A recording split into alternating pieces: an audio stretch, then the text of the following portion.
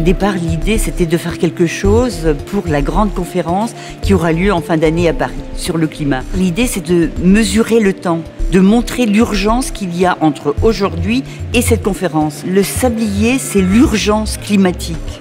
Le temps passe, il y a urgence d'agir, nous pouvons agir, nous sommes citoyens, c'est à nous de décider et donc nous voulons influer sur les décideurs, c'est eux qui vont prendre la décision finale, mais c'est nous qui leur demandons d'agir de manière urgente pour arrêter le changement climatique. C'est une œuvre en fait qui me suit depuis un certain temps. Les notions de temps, de finitude, d'infini, c'est quelque chose qui est présent dans mon travail depuis des années. Bien avant d'ailleurs ce projet de CN COP 21. Donc l'idée est simple, c'est un sablier, donc l'idée de la finitude, l'idée du temps qui passe, mais contrebalancée par le symbole de l'infini. Concrètement, ça se traduit par donc une clepsydre réellement et un ruban lumineux avec des noms qui défilent, qui suivent le symbole de l'infini.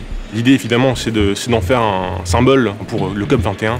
Maintenant c'est au public d'agir en quelque sorte via la pétition, via aussi les visiteurs qui peuvent passer devant et jouer avec l'œuvre pour aussi se prendre en photo. On aime croire qu'elle va finir alors déjà d'une part peut-être à la COP 21 et par la suite la blague c'est dans le jardin ou dans l'appartement de Ban Ki-moon.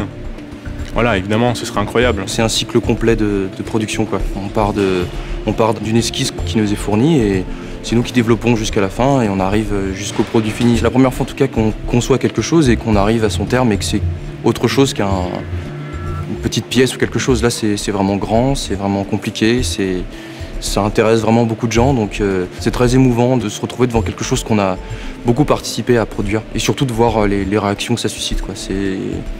Ouais, c'est vraiment pas quelque chose d'anonyme dans un coin. Je suis très très heureux vraiment de ce que ça m'a apporté.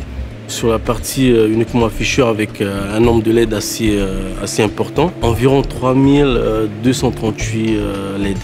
Il fallait donc venir les plugger dans un support pour faire l'afficheur. Ce qu'il faut savoir, c'est que la partie hydraulique, c'est ce qui va gérer en fait le décompte, de marquer l'urgence à travers le goutte à goutte. Et pour cela, on disposait de deux réservoirs qui allaient se communiquer entre eux.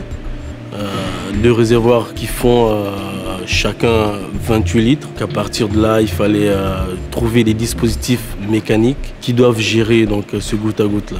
Étant donné que le réservoir devra se vider le dernier jour de la signature, donc à partir de là, on est parti sur des calculs qui nous ont permis d'établir une fréquence d'une goutte toutes les 20 secondes. C'est une œuvre d'art, c'est un ancrage d'une large mobilisation citoyenne. On a la capacité chacun d'avancer et le premier geste pour avancer, c'est de signer la pétition COP 21. On propose de la signer avec un geste, celui-ci qui est le symbole du sablier, mais aussi le début d'une chaîne que nous voulons planétaire, où chacun va s'investir et dire voilà, je suis prêt à faire quelque chose. Ce sont des petits gestes du quotidien qui nous permettront d'avancer. L'action commence par la prise de conscience et nous voulons favoriser cette prise de conscience. Plus il y aura de citoyens autour de la planète qui diront voilà, nous on est intéressés, nous on est concernés, plus nos dirigeants seront obligés de prendre en compte cet aspect-là.